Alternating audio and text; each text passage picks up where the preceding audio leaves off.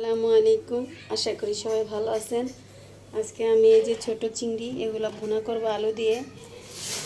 এজন্য আমি এখন আলু কেটে নেব আর পেঁয়াজ মরিচ এগুলো কেটে নেব। তো আমি কীভাবে চিংড়ি মাছটা ভুনা করি সেটা আপনাদের সাথে শেয়ার করব। দেখার জন্য আমার সাথেই থাকুন।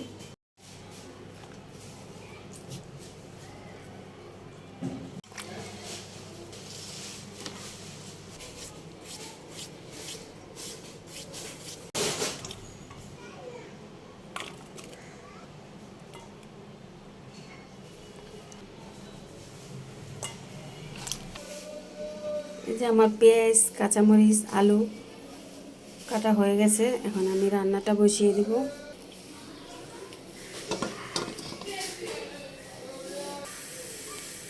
যে কড়াইটা গরম হয়ে গেছে, এখন তেল দিয়ে দিব। এই যে আমার তেলটা গরম হয়ে গেছে, এখন পেঁয়াজটা দিয়ে দিব।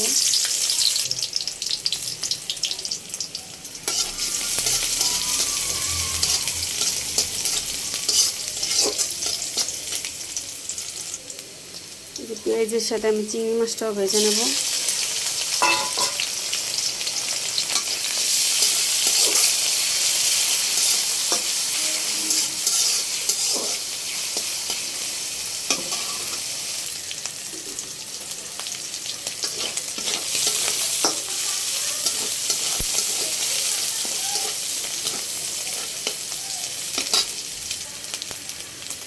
পানি দিয়ে দেব,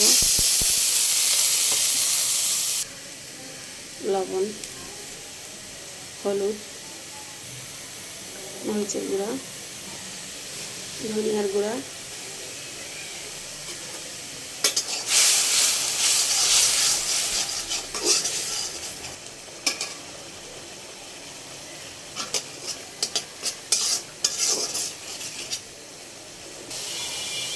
চিংড়ি মাছের সাথে আলুগুলিও কষিয়ে নেব।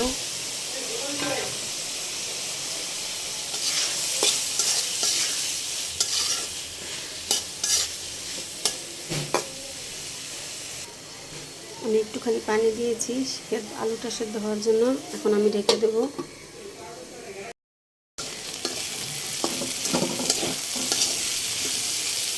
এখন আমি একটু পানি দিয়ে দেব।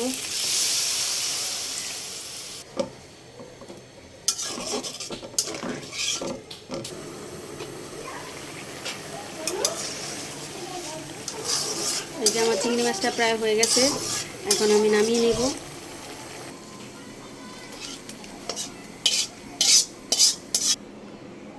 এই যে আলু দিয়ে চিংড়ি মাছ রান্না হয়ে গেছে। আপনারা এভাবে রান্না করে খাবেন, আশা করি ভালো লাগবে। আল্লাহ হাফেজ।